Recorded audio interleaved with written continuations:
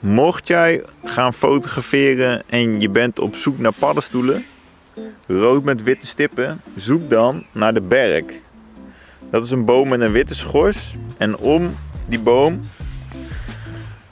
groeien paddenstoelen rood met witte stippen.